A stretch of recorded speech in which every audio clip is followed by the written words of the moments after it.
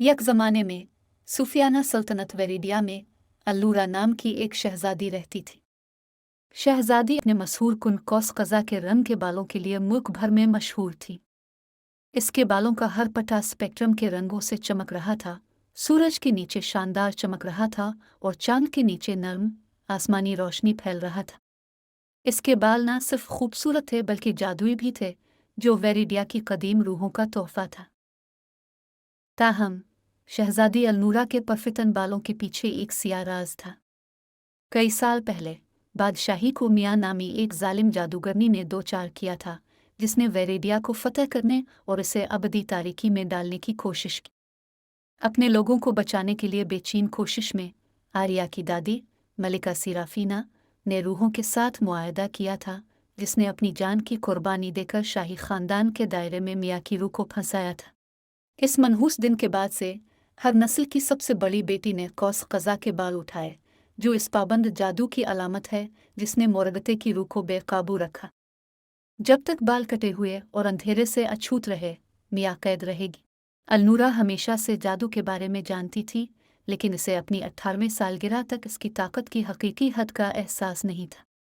इस दिन आसमान में एक सियाह शगुन वेरिडिया पर नमूदार हुआ, एक सियाह कौवे जिसकी आंखें जलते हुए कोयलों की तरह थी। कौवा मियाँ की बेदारी का पेश खैमा था और उसकी ज़ाहिरी शक्ल ने लोगों के दिलों को ठंडक पहुंचा दी।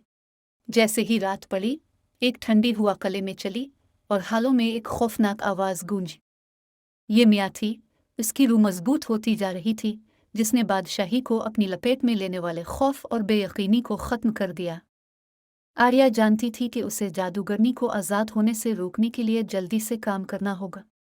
कदीम नसूस और अपने आबाओ अजदाद की हिकमत से रहनुमाई हासिल करते हुए अल्नूरा ने सिर्फ एक ऐसी चीज़ तलाश करने की जस्तजू की जो जादू को तक़वियत दे सकती है। चांद के आंसू, एक अफसानवी मादा जिसके बारे में कहा जाता है कि वो बेमिसाल जादुई खुसूसियात का हामिल है।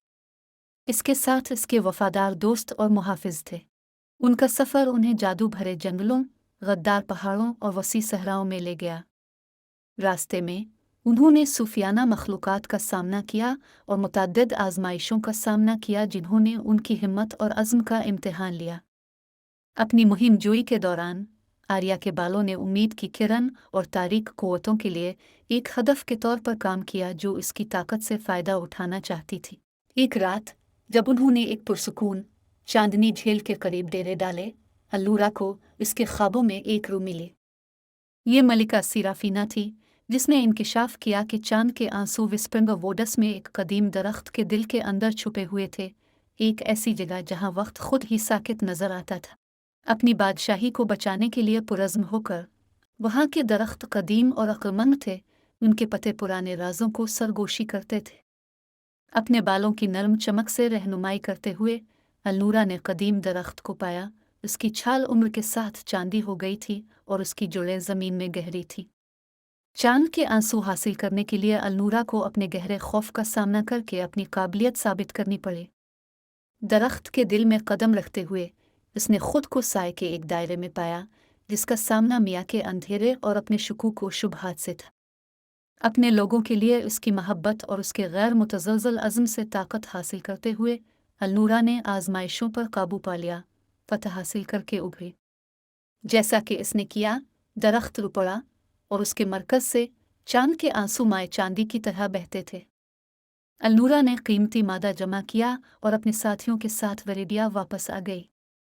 कले में वापस पूरे चांद की रोशनी में अल्नूरा ने अपने अंदर खुश बालों को चांद के आंसुओं से मस किया।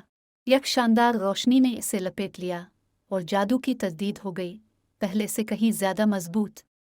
मियाँ की आवाज़ को खामोश कर दिया गया और उसकी रूह एक बार फिर सेल कर दी गई। वो वेरेडिया को धमकी देने से कासिर थी। तारीक कौवा गायब हो गया और बादशाही में अमन वापस आ गया। शहजादी अल्नूरा की बहादुरी और कुर्बानी लेजेंड बन गई और उसके अंदर दे खुश के बाल वेरेडिया के लिए उम्मीद और तहफ़्फ़ुज़ की अलामत के तौर पर चमकते रहे।